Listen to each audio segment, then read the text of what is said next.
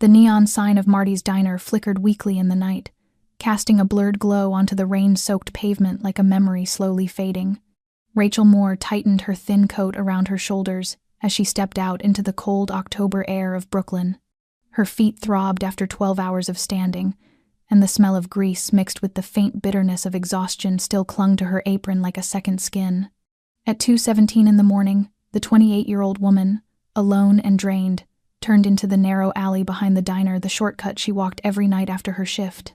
But that night, something made her stop. Beneath the dim streetlight, a man lay collapsed against a brick wall, like something discarded. His expensive suit, soaked through with rain, still held its firm shape, and his polished Italian shoes did not belong anywhere near this worn-down neighborhood. He was unconscious, his face turned to the side, his dark hair plastered to his forehead. Rachel hesitated. This area was no stranger to drunks or addicts. Stopping could mean trouble, but something about this man kept her from walking away. His posture, the cold silence around him, and the thin, thread-like breath escaping his chest made her heart clench. She knelt, calling softly. No response. When her trembling fingers slipped into the pocket of his coat, she expected nothing more than a wallet and a phone. But what she found chilled her to the bone, a genuine leather wallet stuffed with cash and a pitch-black business card. No company name, no address, only a single phone number pressed in gold, and one line of text, for emergency use only. She looked at the man again. A striking face, sun-warmed skin, a man perhaps only a few years older than she was, yet he looked as though he had stepped out of a different world entirely. He was fading in front of her, and she had no time for doubt. Her hand shook as she dialed the number. 1 ring, 2 rings. Who is this? The voice was deep, cold, authoritative enough to send a shiver down her spine. Only 3 simple words, yet enough for her to know this was not like any call she had ever made in her life. I found a man. He's unconscious. His name is Nicholas Romano, she stammered, her heart pounding in her chest. The silence stretched so long she thought the call had dropped. Then the voice returned, sharp as a blade. Where? It was not a question, it was a command. Rachel swallowed hard and answered quickly. In the alley next to Marty's diner, 79th Street in Brooklyn. He can barely breathe. Do not go anywhere. Do not call anyone else. Do not let anyone touch him. I'm on my way. The line went dead. Rachel stared at her phone, her breath thinning with fear. The man had not asked whether she had called an ambulance. He had not mentioned a hospital. He had only given orders, and she, for reasons she could not name, obeyed. Although every watch's rational part of her screamed to run, Rachel remained kneeling beside the stranger, pulling off her coat to lay over his chest to preserve the little warmth he had left. She pressed her fingers to his wrist, searching for the faint, faltering pulse. Hold on. Please don't die, she whispered, her words dissolving into the sound of rain, beating softly against the cold concrete.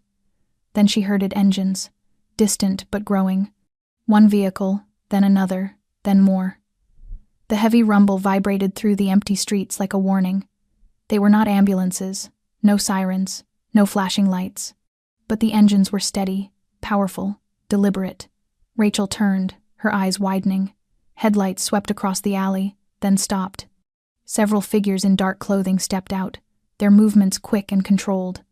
And at their center, a tall man with salt and pepper hair, a hard face, and eyes that seemed to pierce straight through the night, walked toward her. In that moment, Rachel knew that the instant those vehicles stopped, her life had been marked. The salt and pepper-haired man walked toward her with a slow, commanding stride, as if each step he placed on the ground was meant to claim territory. The men behind him fanned out, forming a silent barrier at the mouth of the alley. Every one of them wore impeccably tailored black clothing, broad-shouldered, alert, and Rachel did not need to look closely to know they were armed. She remained frozen where she knelt, her hand still resting lightly on the unconscious man's chest, as the only proof she meant no harm. The man stopped directly in front of her, his gray eyes sweeping over Rachel before settling on Nick's rain-soaked body. There was a tension in his gaze so sharp it felt like steel, yet his face betrayed nothing. Rachel felt a coldness wrap around her body that had nothing to do with the rain, but everything to do with the presence of the man standing before her. He did not ask who she was, did not ask what had happened. Instead, He lowered himself beside the fallen man, his large but controlled hands checking Nick's pulse, his breathing, then lifting an eyelid to test his pupil response. His expression did not change, but the tightening of his jaw revealed a fury being held back with immense effort. Rachel held her breath. Finally, he lifted his head and fixed his eyes on her, as if he could pull every thought from her mind without a single question. His voice, when it came, was low and rough, and he did not need to raise it to make her obey. "How long ago did you find him?" Rachel stammered. "About 20 minutes. He was already unconscious when I got here. I don't know what happened. I just saw him lying there." He looked at her for a long moment, then gave a slight nod and turned to the man nearest him, signaling with a single gesture. That man pulled out a small communication device and murmured something into it. The entire group moved like a machine coming to life. 2 men crouched down, lifting Nick with a care and precision that made him seem less like a man and more like something priceless. Another man opened the back of a vehicle, revealing not seats but a padded compartment lined with medical equipment. Rachel stared, stunned. She realized instantly that these were not ordinary people, and the man lying there was not some stranger who had simply collapsed on the street. She remembered the moment she found the black business card in his wallet. Everything had begun from that single second. When her fingertips brushed that smooth, weightless card, she had trembled, guided by a quiet instinct that this information did not belong to people like her.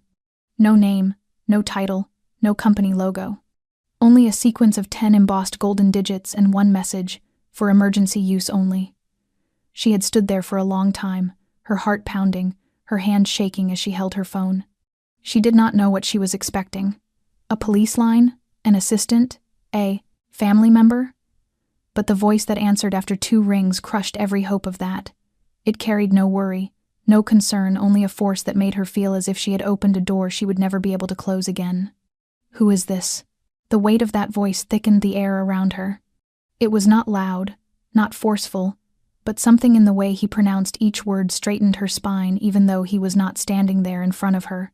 She had tried to explain, telling him she was a stranger, that she had just found a man lying in the alley. She said his name, Nicholas Romano. And when she spoke that name aloud, something on the other end of the line shifted. The silence stretched so long she almost hung up, until his voice returned, lower, sharper. Where? She gave the address. He did not ask another question, did not wait for details. He spoke only 3 commands. Do not leave. Do not call anyone else. Do not let anyone near him. Then the line went dead as if he had never existed at all, except for the heavy pressure that remained sitting in her chest. Now, with him standing before her in flesh and blood, Rachel understood one thing without question. The man was Vincent Romano. And that midnight phone call had pulled her into a world no one in this neighborhood would ever dare to meet eye to eye. The rain grew heavier as the vehicle doors slammed shut behind her, the sound echoing off the brick walls like cold drum beats warning that something irreversible was unfolding. The gray-eyed man, his presence as solid as forged iron, stood straight as he looked down at Nick, his gaze controlled and distant enough to make Rachel feel impossibly small, simply sharing the same space. No one spoke. No introductions were needed. Even though she had never seen him before, she knew this was the man she had called, the man who issued orders like a wartime commander, and she, without understanding why, had obeyed him completely. Vincent Romano. His eyes swept across her, again, lingering a fraction longer this time. It was not anger, not warmth, but the assessing gaze of someone accustomed to deciding who deserves to keep breathing. Rachel felt as if she were being examined under a microscope, each breath and heartbeat quietly measured. He did not ask who she was, did not ask why she was here. He simply turned back to his son. Nick was lifted into the back of the large SUV, where a middle-aged doctor was already waiting. The interior glowed with bright white light, outfitted with medical devices unlike anything Rachel had seen even in an emergency room. The doctor, the only person in the group wearing a white coat, leaned over Nick, checking his pupils, drawing blood, starting fluids, all without a word. Rachel stepped back, both to stay out of the way and to steady herself, trying to accept what she was seeing. Part of her still could not believe any of this was real. She had just finished her night shift. She had only meant to take a shortcut home. Instead, she now stood among men who looked like they had walked out of a Mafia film, in front of a man who felt like the real thing. watching his son receive treatment more advanced than anything available in a public hospital. A sharp gust of wind swept through the alley, carrying the sterile scent of medical supplies from the SUV and the faint smell of gunpowder from the clothes of the men surrounding her. Rachel glanced around. No one else was there. The whole neighborhood felt as if it were holding its breath. Windows dark, no curious faces, not even a barking dog. As though everyone already knew better than to witness what was happening. One man, perhaps the closest aide, approached Vincent and whispered something. She could not hear the words, but she saw Vincent nod once, barely noticeable, then turn toward her. When he spoke, his voice was not loud, yet it pressed the air flat around them. "When did you find him?" Rachel steadied herself. "About 20 minutes ago. When I saw him, lying there, he was already unconscious. I checked his wallet and called the number on the card. I didn't know who anyone was." She repeated herself like it was a defense, though she knew it would not matter. Vincent did not react for several seconds. Then he stepped closer, so close she had to tilt her head back to take in his face. His eyes felt like they stripped everything bare. "You did not take the money." It was not a question, simply something he needed, confirmed. Rachel shook her head. "I only wanted to help. He could barely breathe. I couldn't leave him there to die." Vincent closed his eyes for the briefest moment, just long enough to mask a flicker of emotion, then opened them again. He did not thank her, did not say he believed her. He simply turned to his aide and spoke one short command. "Record her name, Rachel Moore." She heard her name repeated by his aide, spoken as if being entered into a file. Nothing more. And in that instant she understood. He forgot nothing, forgave nothing, but he also overlooked no one who had saved his son's life. Not even an anonymous diner, waitress from a small corner of Brooklyn. Rachel stood still, her old canvas shoes soaked through with cold rain, her eyes following the SUV as its rear doors closed on the man she had just saved. None of the men around her rushed. Not a single one showed panic. Every movement was precise, controlled, practiced, as if this was not the first time they had dealt with life and death. She thought that once the vehicle drove away, she could turn her back and leave this place as if nothing had happened. But then Vincent Romano looked at her again, and his gaze was no longer quiet observation but pointed scrutiny. A tall man beside him stepped forward, his expression cold, his hand drifting subtly toward his waistband. Rachel recognized the gesture instantly. It was the reflex of someone carrying a gun. She did not have time to react before Vincent lifted a hand. The man stopped at once, without a word. Rachel felt her heartbeat pounding hard against her ribs, not from the cold but from the realization that she was standing at the very edge of life and death. Vincent stepped closer, close enough that the scent of sandalwood and faint smoke clinging to his expensive coat overwhelmed the damp, musty smell of the alley. His voice dropped lower, not angry, but as cold as carved ice. "You found him, called me, and then stayed with him until I arrived. You expect me to believe that was nothing more than the kindness of a stranger in Brooklyn on a rainy night." Rachel swallowed. "I know it sounds naive, but it is the truth. I did not know who he was. I just saw someone who needed help. I could not walk away." Vincent said nothing. A long silence stretched between them, a silence so heavy it seemed to stop time. Only the rain and the distant fading sound of the departing SUV broke it. Then he spoke. Slowly, each word measured. "In this place, people sell one, another out for pocket change. A stranger unconscious with a wallet full of cash, a watch worth several $1,000s. You are a diner waitress who lives off tips, walking home near 3 in the morning, and you did not take anything, only called the number on a black card. You understand why I cannot simply take your word." Rachel nodded. "Yes, I understand, but I do not need you to believe me. I only know I could not let him die like that." Vincent's eyes stayed locked on her, searching for the slightest sign of deception. Then suddenly, he stepped back and shifted his gaze to the bodyguard beside him. "Take her home, record her address, her name, her workplace. Watch her, but do not interfere. If anything seems out of place, I want to know first." Rachel barely had time to react before the man beside him nodded. Vincent looked at her one last time, his eyes memorizing every detail of her face. He did not thank her. He did not apologize for doubting her. He simply turned, climbed, into the vehicle, and the door closed behind him with a soft, decisive sound. The car pulled out of the alley and slipped into the night. Only Rachel remained, standing alone in the rain, exhaling the breath she had not realized she was holding. She did not know what had just happened, nor what danger she had narrowly brushed past, but she knew one thing with absolute certainty. From this night on, her life would not return to normal. And the name Nicholas Romano would be the last name she should ever speak aloud in any story she told. Yet somewhere deep inside, she knew this was only the beginning. 3 days passed since that cold, rainy night, yet Rachel still could not sleep through a single one. Every time she closed her eyes, she saw the gray, piercing gaze of Vincent Romano, sharp, heavy, as if he had carved her name into a list she had never asked to be placed on.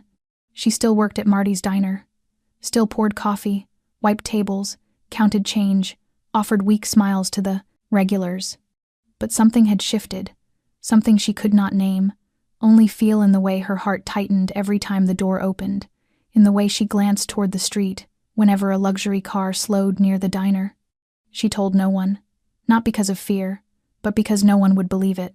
Who would believe a diner waitress met a Mafia kingpin's son lying half dead in an alley, saved his life, and was spared only because she did not steal his money? She kept it to herself, like a deep cut that did not bleed, but throbbed whenever touched. On Wednesday morning, the sky finally cleared after days of rain. Rachel was wiping table 6 when Janet, the morning shift waitress, rushed in, breathless with excitement. "Rachel, someone's waiting for you at table 12. And good Lord, you should see the car he drove, worth more than my entire life." Rachel froze.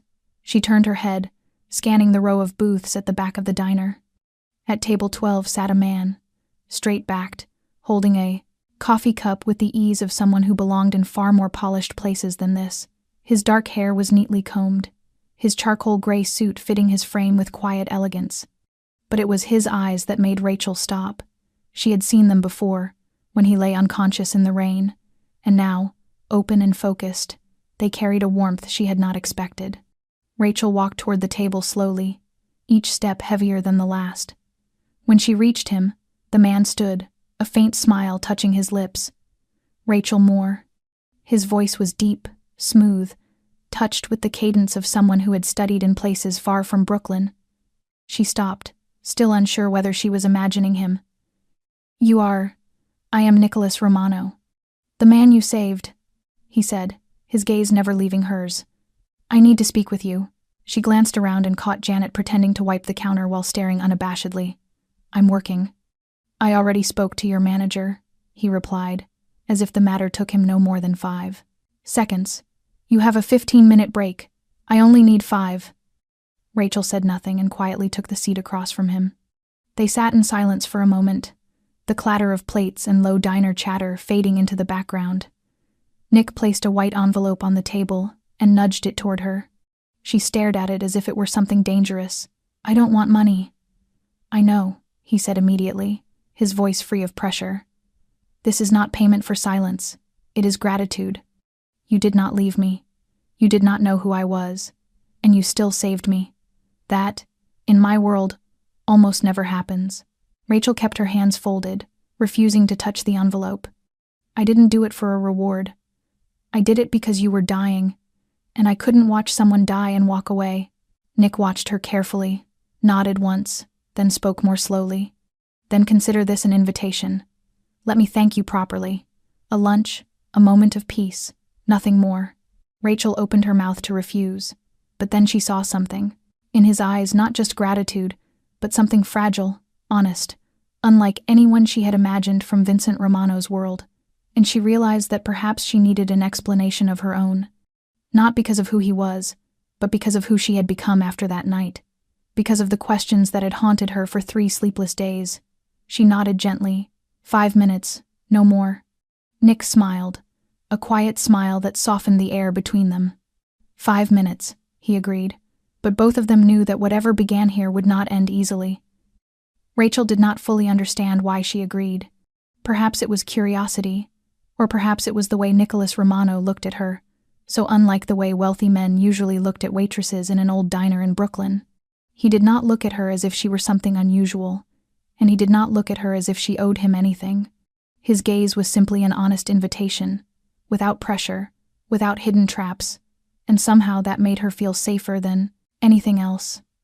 When her break began, Rachel removed her apron, smoothed her still damp hair from the morning drizzle, and stepped outside. The car waiting for them was a sleek black sedan, polished enough to mirror the entire block behind it. She hesitated for a moment, but Nick had already opened the door before she could refuse. His hand extended as though he had done this 1,000 times, but his eyes held a question, not an order. She stepped into the car, and the door closed with a soft sound, shutting out the noise of the street. They did not drive far. A small Italian restaurant in Carroll Gardens, with white tablecloths and candles made of real wax, waited quietly for them. It was nothing like the ostentation she imagined from someone of his world. When they sat, Nick ordered in Italian, not boastful, not showing off. Rachel did not understand most of it, but the respectful bow from the waiter told her enough. When they were finally alone, something in the air shifted. No, more tension of an rescuer and rescued, no suffocating heaviness like when Don Romano's gaze pressed the breath from her lungs. Nick leaned back slightly, his hands laced together. "You still look uncomfortable." She met his eyes, her voice direct. "I am not used to meals like this, and I am definitely not used to being invited to lunch by someone from the Romano family." He smiled softly, his eyes gentle. "I understand, but forget my name for a moment.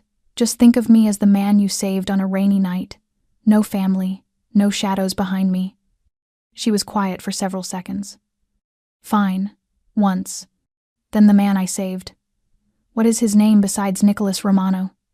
He tilted his head, as though she had struck a sensitive spot. "Call me Nick. Everyone close to me does." She nodded. "I am Rachel. But I suppose you already know that." "I do," he admitted. "I also know you live alone, walk home every night, and have a cat named Pepper."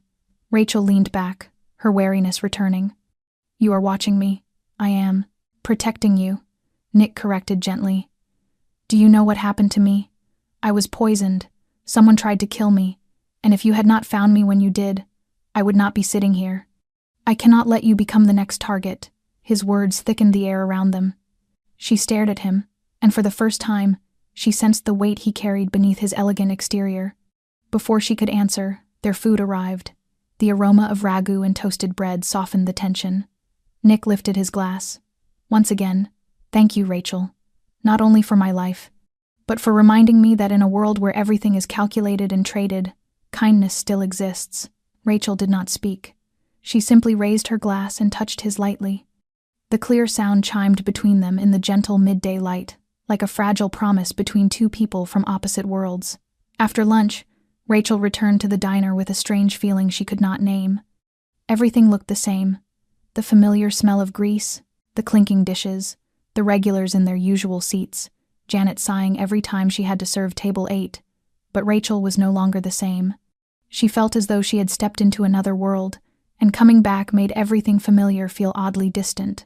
The following days passed under a blanket of silence. Nick did not contact her, did not send messages, did not appear at the diner. Rachel assumed he had kept his word, thanked her, and disappeared. She tried to slip back into her old routine, but the sense of being watched lingered like a shadow. At first it was subtle.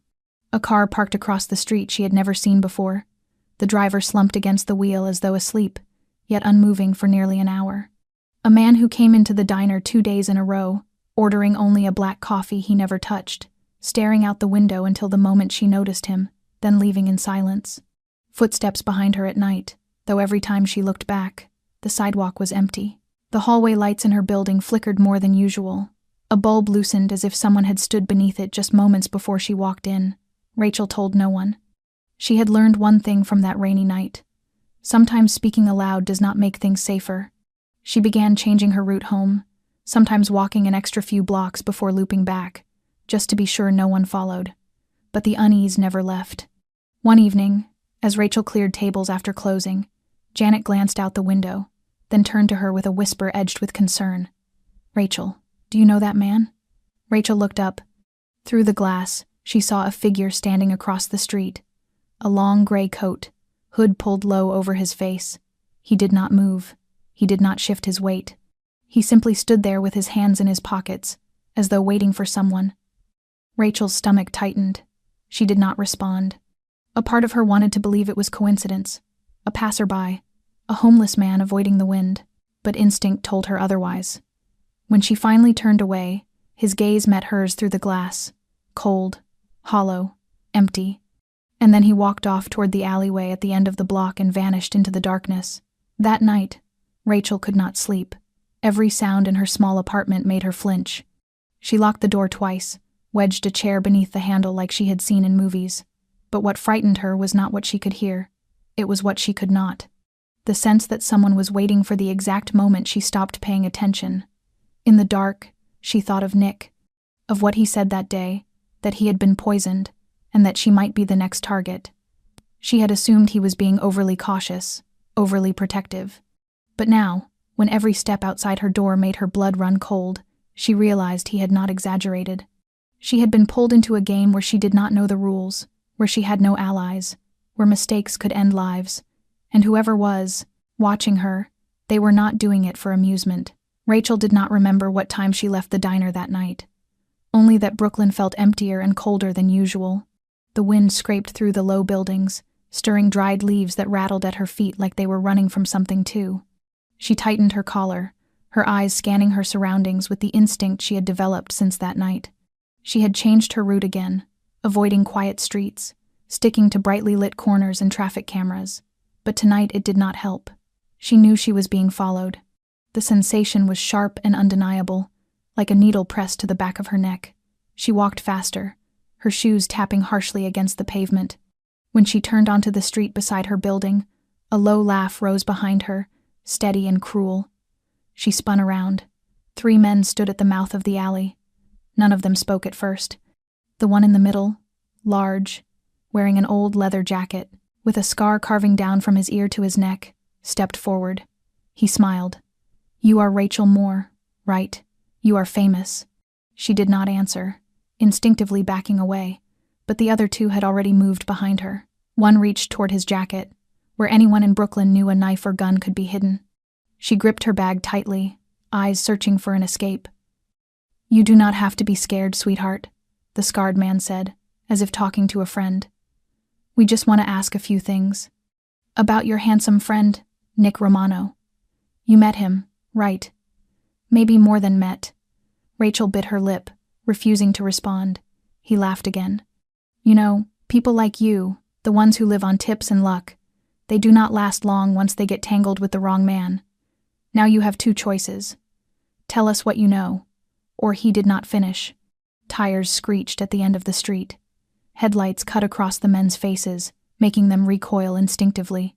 The first car braked hard in the middle of the road, and the door flew open.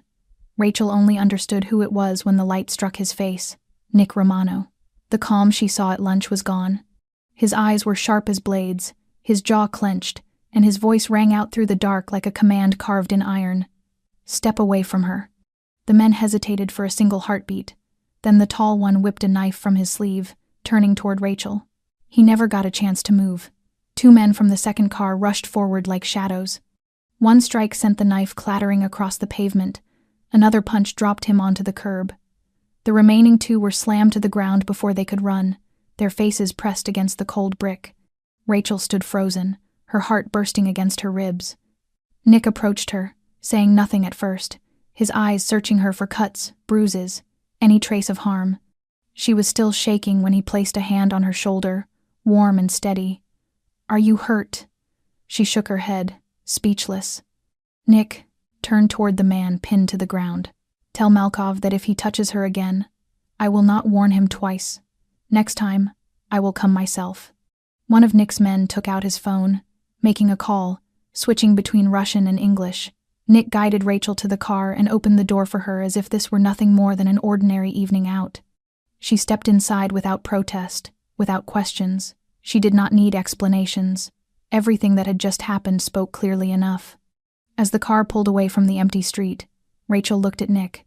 His eyes were fixed on the road ahead, but his hand rested gently on hers, a subtle pressure that told her one simple truth. From now on, she was no longer alone. But she also understood, with painful clarity, that this was not an ending. This was the second time he had saved her. And a third time might not come soon enough if she did not understand exactly what she was now caught up in. The car carrying Rachel and Nick left the neighborhood as swiftly as it had appeared, speeding past rows of sleeping buildings lit by the fractured gold glow of late-night Brooklyn streetlights. Inside the quiet cabin, the only sounds were Rachel's uneven breathing and Nick's hand still wrapped around hers, steady and warm, refusing to let go for even a second. Not until the car merged onto the highway and the city lights began to fade behind them did Nick finally speak, his voice low and certain. "They wanted to scare you, or force you to say something you do not even know." Rachel turned toward him, her eyes still wide with shock. "I do not understand. Why me? I have nothing to do with—" She stopped, unable to say the word Mafia. Nick glanced at her, the corner of his mouth tightening, though not in a smile. "Because you were the last person with me before I lost consciousness, and because you called the right number. Not the police, not the hospital. You called my father. You kept me from dying, and that made you a target." Rachel swallowed, her voice trembling. "So, it was real? Someone actually poisoned you?"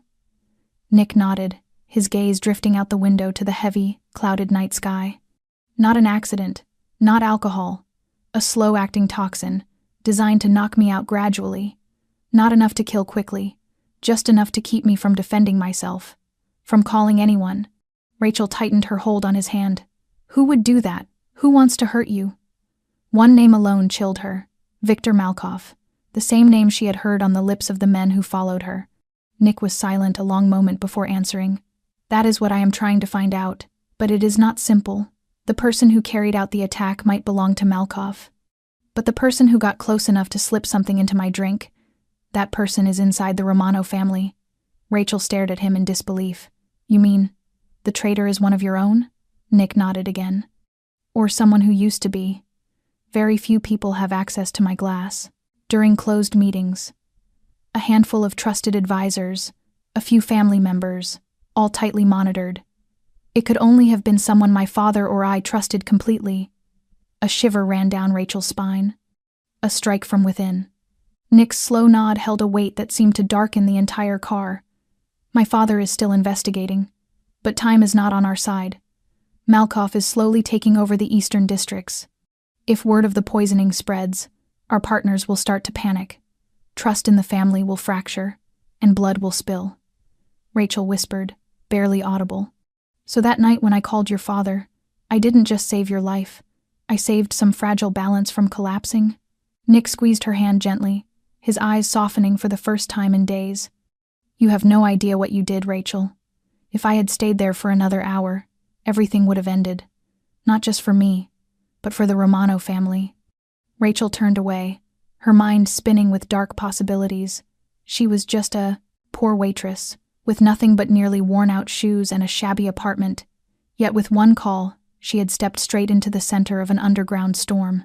Nick watched her for a long moment before speaking gently. "I cannot let you fall deeper into this, but I also cannot leave you unprotected. You have seen too much, learned too much. Now you are a target not only for Malkoff but for anyone who might exploit you to get to me." Rachel pressed her lips together, her gaze steady even through the fear. "Then do not leave me on the sidelines. Tell me what is really happening." Nick stared at her, surprised by the resolve in her voice. Then slowly, with an expression that held unexpected respect, he nodded. "I will tell you everything, but you need to be prepared. From this moment on, you cannot return to who you were. Everything is going to change." Rachel held his hand tighter. "Everything changed the moment I made that call." The penthouse where Rachel was temporarily taken sat on the top, a floor of a modern building overlooking the Hudson River, with the distant lights of the city glittering like a living painting across the darkness. From up here, New York looked strangely peaceful, as if violence, schemes, and the shadowed underworld she had been pulled into did not exist at all. Everything inside was foreign to her old life. High ceilings, floor-to-ceiling windows, cloud-soft rugs beneath her feet, and expensive abstract art hung on pristine white walls. Rachel moved slowly through each room, afraid to touch anything, as if the furniture could somehow tell she did not belong. Nick did not stay that night.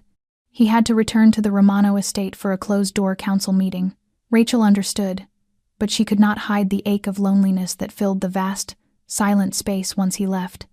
A reserved, middle-aged woman named Angela tended to her needs, polite, discreet, never asking questions. Meals appeared on time, security was exhaustive, and the elevator operated only with the fingerprint already registered for Rachel. She could not leave. She was being held not harshly, but undeniably either as a protected witness or a gentle hostage. That first night, Rachel lay in the white feather-covered bed and could not sleep at all. Every small noise startled her, the wind rattling the windows, the hum of the air conditioning, even the faint taps from the hallway. She imagined the men who followed her standing just outside the door, imagined Victor Malkoff planning a new way to reach her. When she closed her eyes, she saw Nick lying unconscious in the rain. She saw Don Romano's cold gaze, heard his voice, sharp as a blade. "If I hear your name again, there will be nothing left to identify." The nights after were no better. She woke repeatedly, her heart pounding, unsure whether it was nightmares or the suffocating truth closing in around her. One night, unable to endure it any longer, Rachel walked to the balcony.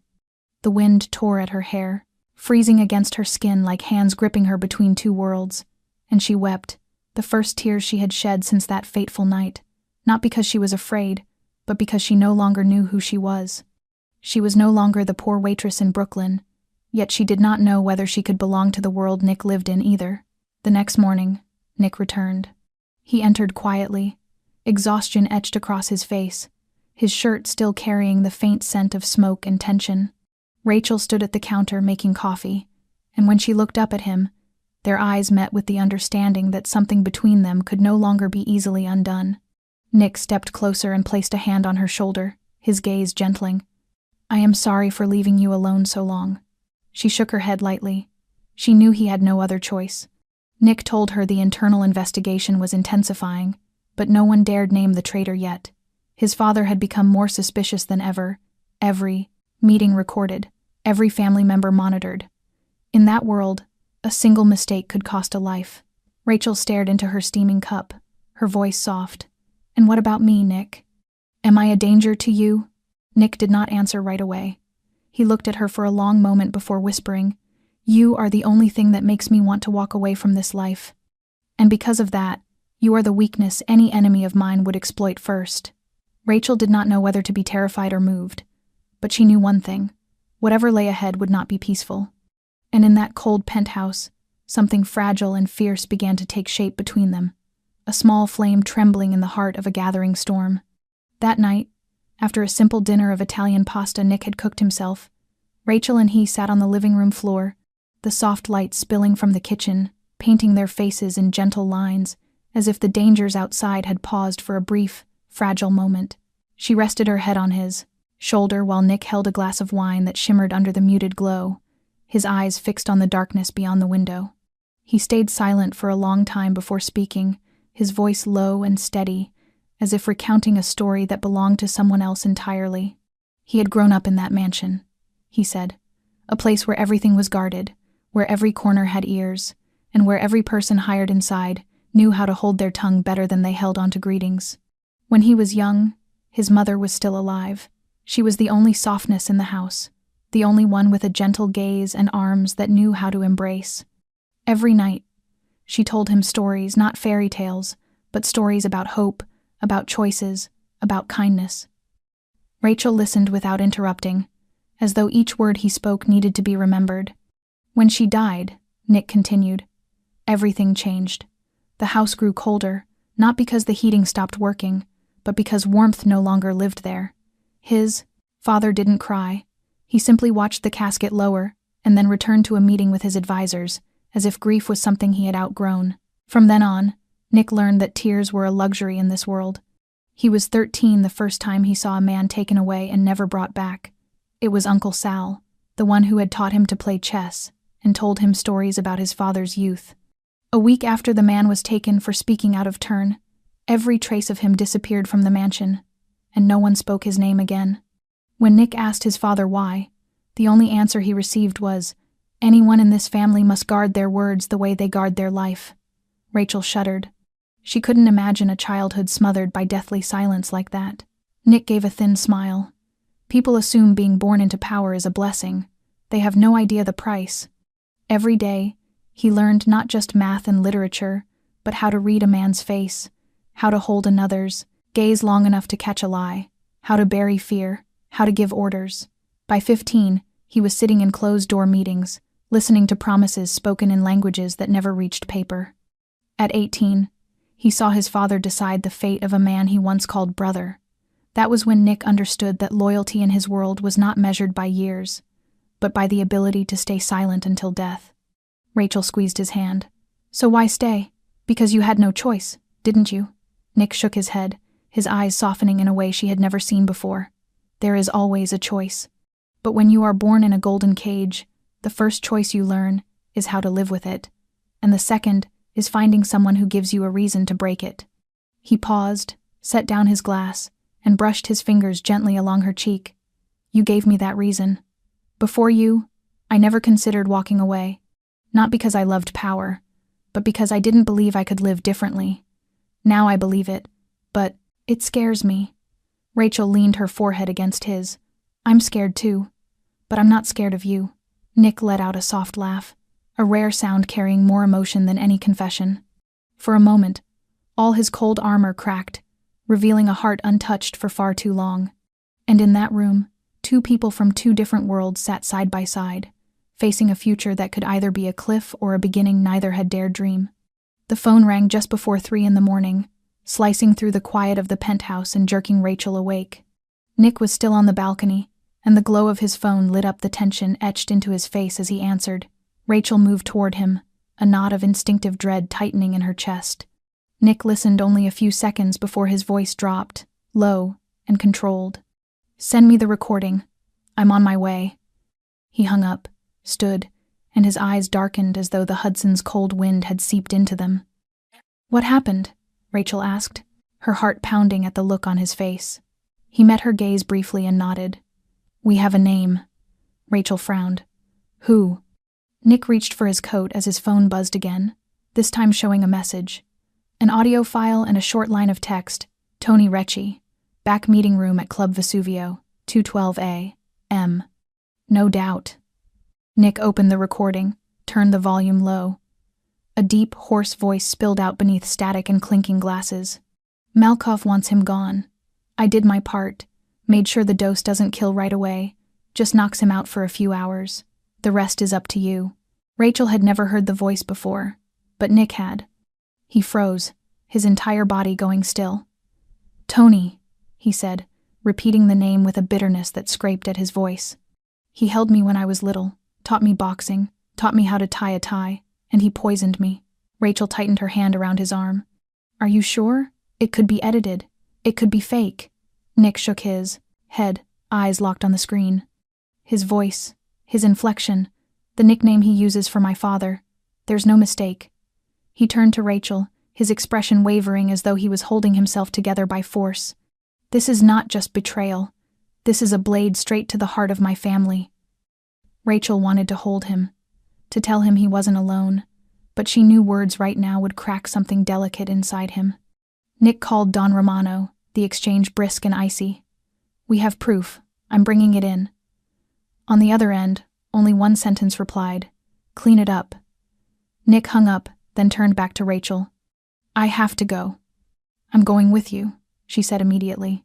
No, he objected, but she met his eyes unflinchingly. You told me that if I want to be with you, I need to know all of it. I've seen your heart. Now I need to see everything else. Nick exhaled, long and heavy, then nodded. They left the penthouse before dawn. On the drive to the Romano estate, neither spoke. Both understood this confrontation wasn't merely unmasking a traitor. It was a purge among men who once called each other family. And after tonight, nothing would remain the same. The heavy steel door to the basement creaked open, its sound cold and metallic, the kind that signaled a ritual no one wished to witness. Rachel followed Nick down the steps, her palms slick with sweat despite the freezing air that felt like it could crystallize her breath. Yellow light flickered weakly, revealing men standing in a circle around a single metal chair placed at the center of the room, where a middle-aged man was strapped down with leather belts, head slumped low, streaks of gray tangled with sweat and dried blood. Tony Recchi, the man once called uncle by the Romano family, now little more than a broken body awaiting judgment. Don Romano stood at the front, calm and composed, as though preparing for a business negotiation rather than addressing treason. Marco stood beside him, along with several familiar faces Rachel had seen around the mansion. Every gaze shifted to Nick as he entered, not because he was the victim, but because he was the heir, the one standing at the line between emotion and duty. Don Romano signaled, and two men hoisted Tony upright. He slowly raised his head, eyes bruised and glassy under the flickering light. When he saw Nick, he let out a twisted smile, pained but unapologetic. "Hey, kid," Tony rasped. "You made it. Good." No one returned the greeting. Nick silently brought up the audio file, letting it play aloud. The room went dead still, except for Tony's own voice echoing back at him, a confession laid bare on cold cement. When it ended, no one spoke, no one needed to. The truth stained the room like blood already pooling on the floor. Don Romano stepped forward. Why? His voice wasn't raised, yet it sliced through every man's spine. Tony laughed, though bitterness shadowed his eyes. "Because you can't see anymore, Don.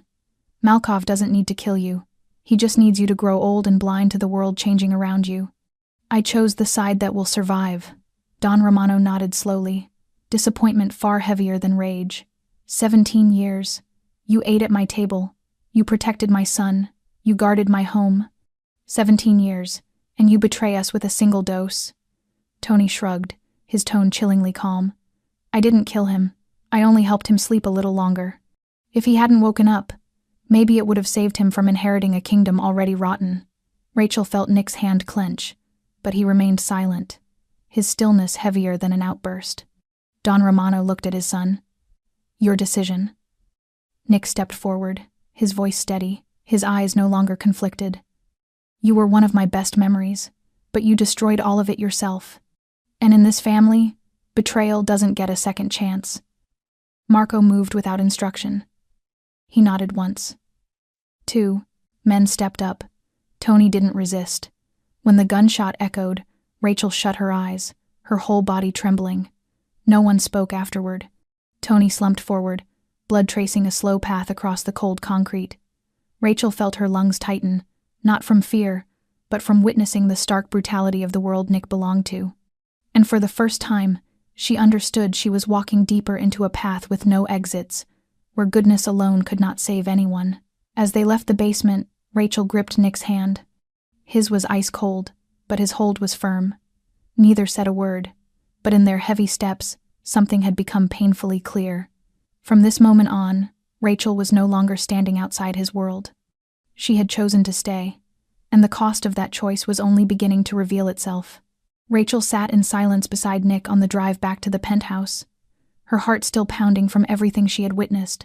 She stared out the window as the streetlights smeared themselves across the glass, casting alternating bands of brightness and shadow over her face, like the reflection of two worlds she now found herself trapped between. Part of her wanted to scream, to run, to claw her way back to the little diner, to the familiar rhythm of greasy plates and predictable worries. But another part, quieter, deeper, knew she had stepped into a game with no exit. Nick wasn't speaking, his hand still holding hers gently, but she could feel the tension coiled tight beneath his skin. She knew that this time, unlike before, he couldn't simply protect her from afar, couldn't keep her safe by keeping her outside. When they entered the penthouse, Nick closed the door behind them and let his gaze settle on her, heavy with thought.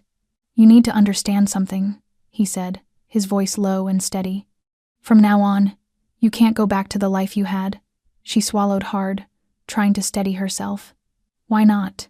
Nick walked through the living room, opened the Dasta liquor cabinet, poured 2 glasses of whiskey, and set one in front of her. Standing close, his eyes fixed on hers. "You've seen what this world really is. You saw betrayal, cruelty, and how my family deals with disloyalty. Now you're part of it, whether you want to be or not." Rachel took the glass with trembling fingers. The warmth of the whiskey soothed her throat, but did nothing to calm the sense of being cornered. "You can choose not to go deeper," Nick continued, "but that won't keep you safe. Anyone who knows you were there, who knows what you saw, is a threat. If you want to live, You have to stand within the circle." She stared at him, wide-eyed, unable to speak. She wanted to fight back, to insist she didn't belong here, that she was just a waitress from Brooklyn.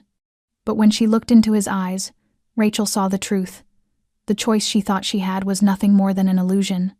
Nick stepped closer, placing a firm but gentle hand on her shoulder, the weight of his touch grounding his words. "I'll protect you," he said quietly, "but I can't eliminate the danger. You have to decide stay on the outside and become a target, or accept what this is and learn how to survive it without losing who you are." Rachel drew a long breath and looked out the wide window, the city lights glowing like scattered stars below the darkness, then turned back to him. She understood there was no turning back. She had crossed into a world where one mistake could cost her life. And despite her fear, despite the rush in her chest that felt like a trapped bird, she felt something unfurling inside her, a tremor of courage drawn from the trust Nick placed in her, a kind of faith she had never received from anyone before. She inhaled slowly, letting her voice break just slightly as she spoke. "I'll stay." Nick's expression softened at the edges, a faint smile touching his lips though his eyes remained solemn. "Good. But remember, every choice now has consequences. There's no room for fear or hesitation." Rachel felt the full weight of those words sink into her, a blend of terror and new strength washing through her. Her life had shifted, and she knew she was no longer the diner waitress Rachel Moore of Brooklyn. She had become part of the underworld, a place where love, trust, and survival were measured by courage and clarity. And when she spoke those words, agreeing to stay, an uncanny stillness settled over the penthouse. New York still shimmered below them like a vast net of light, but inside the room, time seemed to slow. Nick sat beside her on the couch, the distance between them narrowing to a breath, the warmth of his body bleeding through his shirt and into her. "I never wanted you to live like this," he murmured, barely louder than a sigh. "No one should have to sleep with one eye open." Rachel pressed her lips together. "But it's your world." Nick shook his head slowly. "It's the world my father built, not mine." The words struck her deeply. For the first time, she saw Nick not as an heir, not as a strategist hardened by danger, not even as a man holding himself together under generations of duty. She saw someone desperate for freedom. "I've wanted to leave for a long time," Nick admitted. "Since my mother died, since Uncle Sal disappeared, since I realized that loyalty in this family cuts both ways." He gently touched her wrist, as if asking permission rather than claiming possession. "But I never had a reason to walk out of that golden cage. Nothing to walk toward."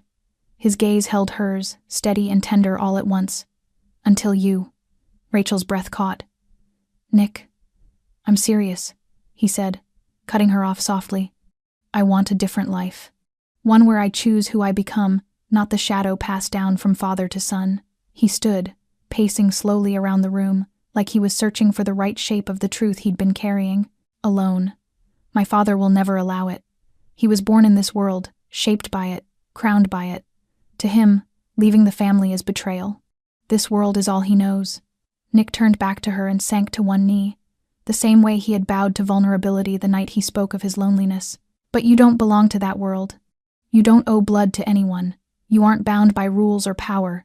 You're free, and you make me want to be free." The air thickened around her, her heartbeat loud enough she feared he could hear it. "What do you want?" she whispered. Nick took her hands. "To leave New York, to leave all of this, to start over somewhere quiet, a small town somewhere no one knows our names. I have enough money for both of us to live comfortably. I could open a garage, a cafe, anything untouched by darkness. And you could live the life you deserve." His voice brimmed with hope. But Rachel's eyes flashed with a different truth. "Your father won't. Let us go." Nick froze, then nodded. "No, it won't be easy. It might be dangerous. But I've been planning this for years. I have an exit route, loyal people outside the city, a 3-step plan to disappear." Rachel blinked in disbelief. "Why tell me all this now?" Nick looked straight into her, his voice quiet but unshakable. "Because if you say no, I'll still get you out safely, but I'll stay behind. And if you say yes, we leave together." Tears warmed her cheeks. She had spent her whole life scraping through uncertainty, but never had she faced a choice so vast between love, danger, and the promise of a new beginning. Behind her lay the hard, familiar world she'd always known. Before her stood the most dangerous yet honest man she had ever met. And in between them was a promise that could alter both their fates. When Rachel finally turned back, Nick was still kneeling, waiting for her answer as if his entire life rested on the next breath. She cupped his cheek and whispered like a tremor, "If you go, I'll go with you." Nick closed his eyes, as if hearing the one freedom he had waited for all his life. But Rachel didn't know that her yes also opened a door to violence and reckoning neither of them had foreseen. Because the first person to discover Nick's plan to leave was none other than Victor Malkov. And he was already preparing his strike. Rachel woke in the middle of the night, the faint light from the distant street cutting across the hardwood floor like thin, glinting blades. The phone on the bedside table vibrated, its screen lighting up with a name she didn't recognize, Victor Malkov. She drew a long breath, her heart thudding painfully, knowing instantly this call wasn't made for pleasantries. She hesitated, then answered. Malkov's voice poured through the speaker, low, cold, and sharp enough that even Nick would have acknowledged the weight behind every word. "Rachel Moore, I know you're there." She held the phone, her lips trembling, unable to form a sound. Malkov continued, as if speaking through her to Nick, standing beside her in some invisible way.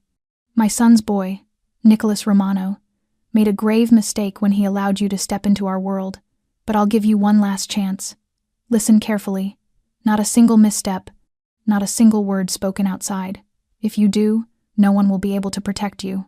You'll disappear in a way even Nick can't undo." A chill shot up Rachel's spine, raising every hair on her body. His voice didn't need theatrics. Every syllable carried lethal weight. She stepped back, her gaze darting toward Nick standing beside her, his face tense but controlled. Malkov pressed on, enunciating each word with surgical precision.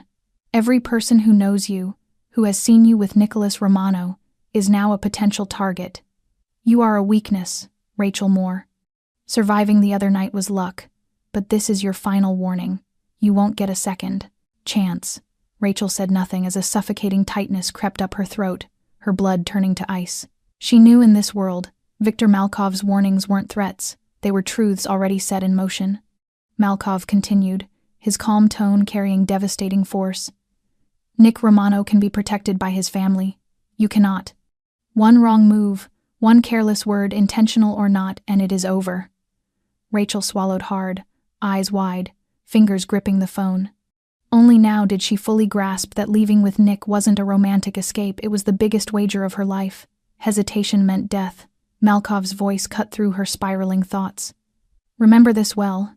This is your last chance to live. I won't call again." The line went dead, leaving a cold, empty ringing in her ear. She stood frozen, the phone still pressed to her hand, her body numb. Nick stepped close, placing a steady, warm hand on her shoulder. He didn't speak. He didn't need to. His eyes held both, fear and unwavering resolve. Rachel looked at him as tears slipped down her cheeks, realizing they now stood on the razor-thin line between life and death, between freedom and control. From this moment on, every decision needed to be weighed like fate itself. There was no going back, no standing on the sidelines. She'd stepped too far, and from here on, Nick Romano's world was the one she would have to live in, face, and fight through if she wanted to survive. The only direction left was forward. The large meeting room in the Romano estate held a heavy, suffocating quiet, the crystal chandelier casting shards of light over the polished wooden table where every member of the family now gathered. Rachel stood quietly in the corner, watching, her heart beating with a strange blend of fear and curiosity. Nick sat at the center, shoulders squared, his gaze unwavering as it met his father's. Don Romano stood at the head of the table, embodying a calm so chilling it commanded absolute obedience. The capos, advisors, and extended family members sat along the sides, none daring to move too quickly, each fully aware of the gravity of this meeting. Don Romano began, his voice low and measured, each word dropping like a verdict. "Victor Malkov is expanding his influence. Poisoning my son was only his first step. We cannot afford hesitation." Nick listened, his eyes darkening for a moment with sorrow before hardening with resolve. Standing near him, Rachel could feel the tension filling the room like a rising tide, each breath carefully drawn. Don Romano continued, pointing toward the men gathered. We secure the Eastern Territory. Every partner, every connection must be verified. And internally, we investigate everyone. There will be no tolerance for disloyalty, Nick added gravely. We must determine who still stands with us and who is a threat. What happened with Tony Recchi is not an isolated case. Malkov isn't simply undermining our power, he's planting doubt in the heart of the family itself. Rachel's pulse quickened. She had never been in a room like this where every glance was a calculation, every shift of posture, an unspoken message, where power felt like a living thing hovering over them all. Don Romano nodded, his tone like cold iron. We prepare every contingency. From this moment, any action taken without authorization will be dealt with severely. There is no room for mistakes or sentiment. Nick turned, his gaze flickering to Rachel in a brief but weighted moment, silently reminding her, this was no game. No fantasy, this was a world where one misstep meant blood. Rachel felt the pressure tighten in her chest, yet something inside her steadied. She believed in Nick, this man who stood so firmly in the center of darkness but still tried to shield her from it. The meeting lasted for hours. Every scenario discussed in brutal detail how to contain information, coordinate forces, prevent internal betrayal, and prepare for Malkov's next moves. Rachel drifted toward the window, looking out at the vast city glowing with quiet innocence. But inside her, everything churned with the understanding that innocence was an illusion. When the meeting ended and Don Romano retreated to his private study, Nick placed a firm, steady hand on her shoulder. We're heading into a real war, he said gently but with fire beneath his words. And you'll need to know how to survive in it. Rachel nodded, knowing there was no turning back, no safe harbor. She would walk beside Nick, learn to navigate the harsh and ruthless world he was born into, and stand her ground beside him. And in that moment, she understood something clearly. The storm wasn't coming, it was already here, and it would define not only the fate of the Romano family but the future she and Nick had chosen to risk everything for. That night, the Romano estate lay submerged in a thick, suffocating darkness, broken only by the faint, flickering glow of security lights scattering small patches of brightness across the stone courtyard. Rachel stood on the second-floor balcony, her eyes fixed on the garden below where silhouettes moved silently among the shadows, a creeping unease tightening every muscle in her body. Nick stood behind her, his hand resting on her shoulder, yet even his steady presence couldn't chase away the dread curling around her ribs. A sudden crash erupted from the southern gate as the heavy metal door flew open under brute force, and several masked men charged into the grounds. Police or rescuers, no. Rachel recognized it immediately. These were Victor Malkov's men, the assassins sent to take Nick down and shatter the Romano family's power. She stepped back, heart pounding as if trying to escape her chest, her foot slipping slightly on the damp floor. Nick's voice cut through the panic, sharp and commanding as he signaled the guards and his most trusted men. They were prepared, but the attackers moved faster than expected. A smoke grenade detonated near the staircase, sending thick, white clouds billowing through the air. Rachel inhaled sharply, choking, unable to see anything beyond dark shapes moving through the fog. She heard screams, the mechanical clicks of weapons, the thunder of gunfire ripping through the night, and for a moment it felt as if the entire mansion trembled with each blast. One of the intruders materialized in front of her, a knife gripped in his hand, his eyes burning with violent intent. Rachel gasped and stumbled backward, nearly falling over the balcony rail. Nick lunged forward, grabbing the attacker's wrist and overpowering him with sheer force as he barked orders for the guards to neutralize the others. Rachel stood frozen, her chest tightening, each second stretching into an eternity. She saw Nick moving with swift precision, commanding everyone around him yet never losing sight of her, his gaze tethered to her with fierce vigilance. A gunshot cracked through the chaos near the living room, making Rachel jerk back, tears spilling down her cheeks. Nick rushed to her, pulling her inside and slamming the door shut. His breath was heavy, his voice low and shaking with anger and worry as he asked, "Are you hurt?" She shook her head, unable to speak, her whole body trembling uncontrollably. Nick cast a quick glance through the window, spotting the dark vehicles and figures navigating the courtyard. This was a coordinated assault, not a random strike. He signaled his men again before turning back to her, his voice firm yet gentle. "We'll get out, but you have to trust me." Rachel took a deep breath, trying to steady herself.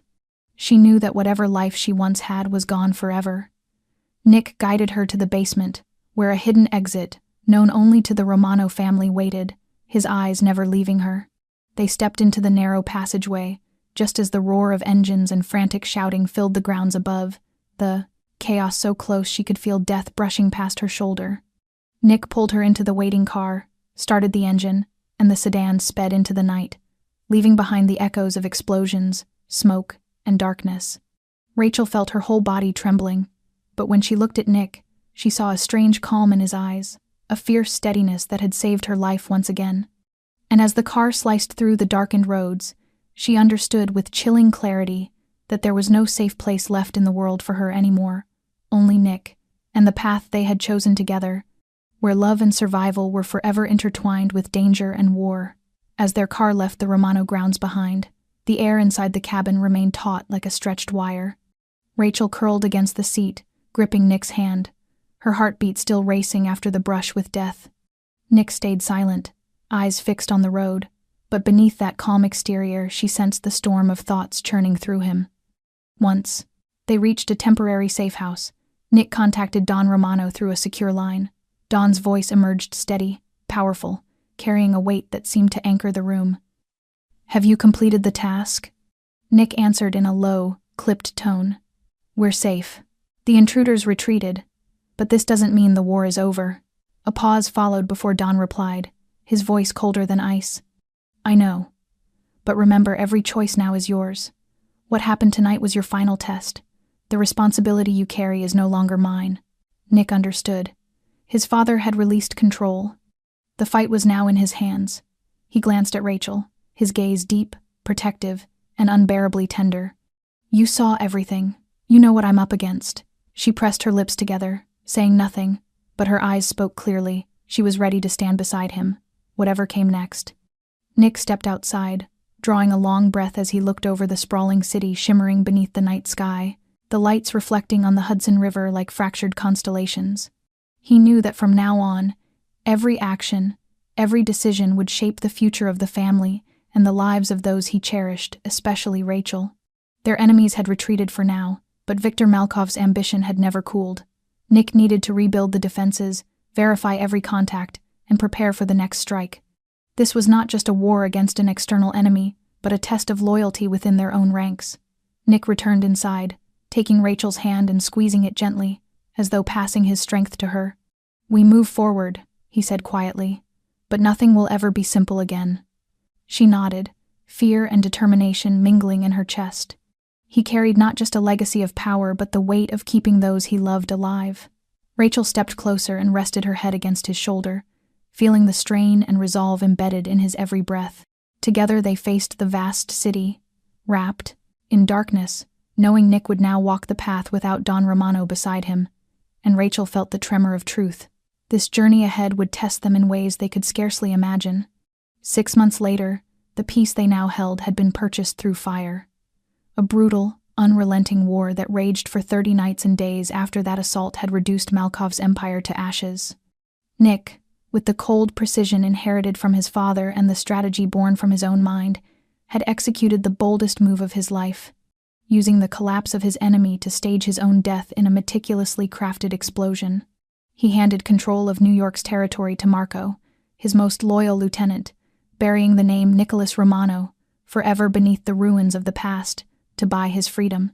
Now, Rachel and Nick stood on the porch of a small house, nestled in a quiet Oregon town, surrounded by green-covered mountains and winding stone paths, leading to a charming little main street filled with mom and pop shops. There were no blinding lights, no blaring sirens, only the soft call of birds and the whisper of wind through the trees. Rachel exhaled deeply, and for the first time in months, she felt her lungs truly expand, her heart lighter than she ever thought possible. Nick stood beside her, his hand warm on her shoulder, his eyes gentle and unburdened by the weight of power or danger. Life here was simple, peaceful, and free. Each morning they rose early, walked beneath the canopy of trees, sipped coffee at the small cafe near their home, greeting kind neighbors who knew nothing of the shadows they once lived in. Wrapped in her thick sweater, Rachel held her warm cup between her palms, feeling her heartbeat slowly align with this quiet rhythm of life, a stark contrast to the terror-filled nights of New York. Nick told her about his plan to open a small shop, something they could run together, something rooted in choice rather than obligation. Rachel smiled, her eyes sparkling with a joy she hadn't felt in years. They wandered along the lake, watching birds skim the golden surface where the late-day sun painted the water with hues of amber. Rachel tightened her grip on Nick's hand, safety blooming quietly inside her chest. There were no threatening calls now, no lurking shadows, just the two of them in a fragile peace she cherished deeply. Yet the memories of Victor Malkov, of the Romano mansion, of nights soaked in danger still lived quietly beneath the surface, a reminder that peace was precious because it was never guaranteed. They visited local shops, greeting residents, and when someone asked Rachel where she had lived before, she smiled and sidestepped the details, knowing some truths must remain buried. Nick's gaze lingered on her with tender pride. "We made it this far," he murmured, "and you proved you can live, fight, and love beside me. No one can take that from us." Rachel's heart swelled with a sense of liberation, though she never forgot the choices that brought them here. As they sat by the lake, the sun dipping behind the mountains, Nick spoke softly about the small things: a home, quiet mornings, long walks through town. Rachel listened and realized, perhaps for the first time, that peace could be real. That she and Nick had carved a place where love was no longer a battlefield, no guns, no enemies. Just the two of them, and a world made gentle by their survival. Leaning against his shoulder, she felt warmth and quiet strength surround her. 6 months had passed, and she understood something profound. The past was gone, but the present was theirs to hold fully, tenderly, fearlessly, in a town she could finally call home. And from their story, we learn something essential. To dare to live, to choose, and to protect what we believe in is how we transform the impossible into truth, how we uncover meaning and value in our lives. If this story touched your heart, don't forget to subscribe to our channel, like, and share so you won't miss the meaningful videos we post each day. We hope to hear your thoughts, your emotions, reflections, and how this story resonates with your own life. Share from the heart. We welcome it all. Thank you for watching, and we'll see you in the next video. Wishing every one of you health, joy, and peace each day. Goodbye for now, and until we meet again in the next story.